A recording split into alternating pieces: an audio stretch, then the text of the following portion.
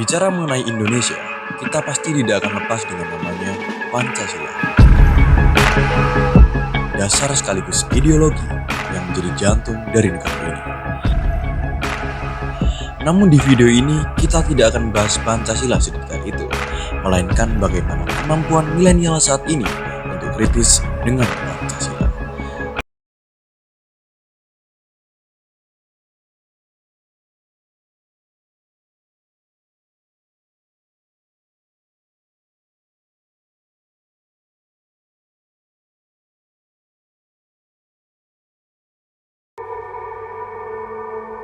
Halo, perkenalkan saya Irsyad Maulana. Saya pelajar SMA sekaligus warga negara Indonesia. Pancasila itu adalah benar-benar satu dasar yang dinamis. Bicara mengenai Indonesia, kita pasti tidak akan lepas dengan namanya Pancasila. Dasar sekaligus ideologi yang menjadi jantung dari negara ini. Namun di video ini kita tidak akan bahas Pancasila sedetail itu, melainkan bagaimana kemampuan milenial saat ini untuk kritis dengan Pancasila. Selalu ada rasa penasaran dalam menerka apa itu Pancasila, fungsi Pancasila, sampai bagaimana cara memperkuat ideologi Pancasila. Tapi Pancasila kali ini punya arti berbeda buat saya. Kenapa?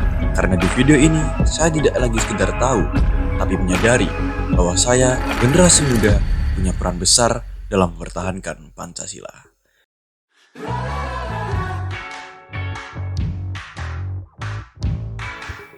Di tanggal 6 kemarin saya berangkat dari kediaman rumah saya untuk menemui tim kreator yang baru saja lahir. Kami menyebut diri sebagai Getar Official. Waktu itu teman-temanku punya tekad yang sama untuk berkontribusi dalam lomba ini. Mereka bersedia melakukan sesuatu. Di hari itu saya berencana untuk melakukan riset mengenai Pancasila. Masing-masing diberi waktu 7 menit untuk mempelajari Pancasila, dan nantinya materi tersebut digunakan untuk menjawab pertanyaan dasar, di mana mereka akan duduk di depan kamera dan menjawab pertanyaan mudah mengenai Pancasila. Riset ini diperlukan untuk mengukur tingkat kekritisan mereka terhadap keadaan Pancasila saat ini.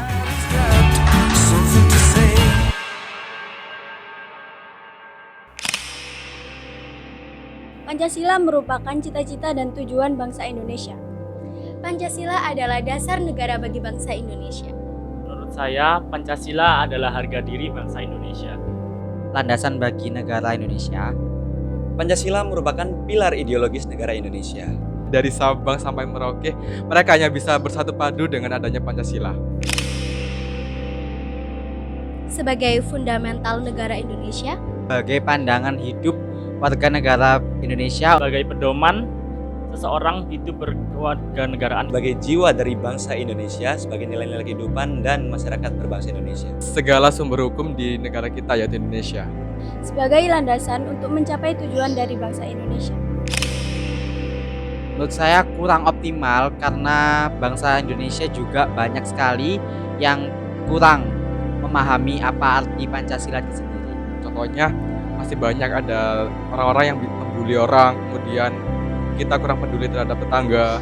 Menurut saya masih ada beberapa individu yang belum menerapkan Pancasila secara optimal. Karena setelah masuknya globalisasi di Indonesia, penduduk Indonesia memiliki gaya hidup serta karakter yang terpengaruh oleh budaya luar. Menurut saya tidak sepenuhnya, karena masih banyak masyarakat Indonesia yang tidak bertanggung jawab dengan tidak menerapkan nilai-nilai Pancasila. Adanya globalisasi dan modernisasi membuat menurunnya kualitas warga negara. Adanya pengaruh-pengaruh dari negara barat sehingga menurunkan kualitas dari generasi-generasi muda di Indonesia.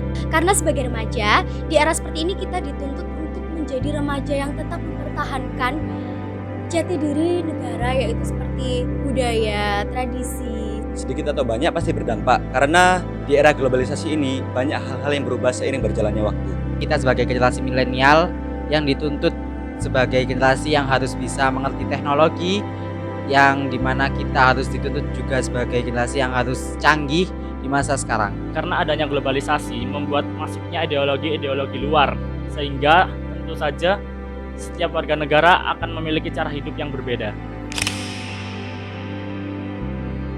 Seorang warga negara tidak memiliki pedoman atau aturan untuk hidup berkewarganegaraan.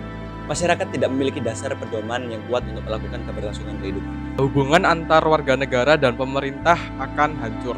Negara Indonesia tidak akan menjadi negara yang sukses. Kita sebagai warga negara Indonesia pasti akan buta. Tentunya bangsa Indonesia tidak akan berdiri. Menurut saya mampu. Hanya tinggal bagaimana caranya para pendidiknya memberikan wawasan terhadap anak didiknya. Tentu saja, karena terdapat pendidikan kewarganegaraan. Mampu karena banyaknya kegiatan sekolah yang berbau nasionalis. Seperti mewajibkan setiap siswa untuk melakukan upacara bendera setiap hari Senin, adanya organisasi-organisasi seperti Paskib atau OSIS MPK.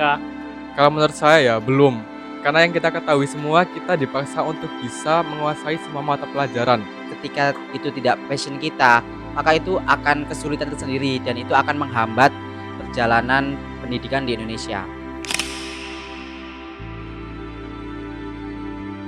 Cara saya memperkuat Pancasila sebagai ideologi yakni dengan memperbaiki sistem pendidikannya. Sebagai generasi muda, kita wajib meningkatkan kreativitas serta mengoptimalkannya. Lebih ke menghargai sesama, menghormati sesama, karena toleransi itu paling penting. Dengan membudayakan toleransi, Suku satu dengan yang lain, agama satu dengan yang lain, intinya Bhinneka Tunggal Ika. Kita sebagai remaja harus bisa menerapkan beberapa nilai Pancasila dan ikut berkontribusi memberikan pengetahuan kepada teman, keluarga, dan juga masyarakat di sekitar kita.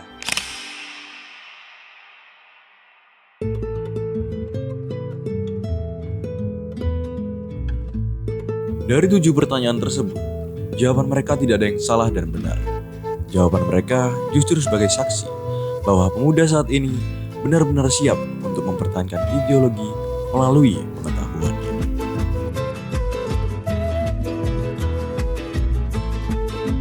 Riset ini menyimpulkan bahwa penanaman ideologi Pancasila 7 menit saja dapat memperkuat generasi muda untuk kritis dengan negaranya sendiri.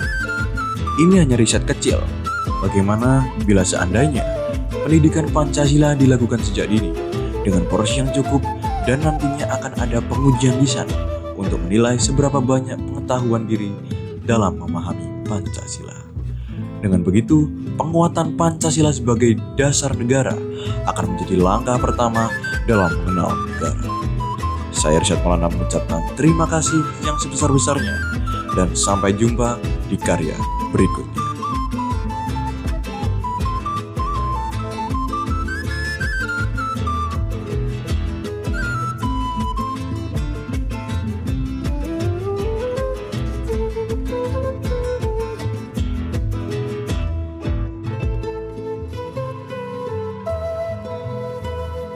See you next time.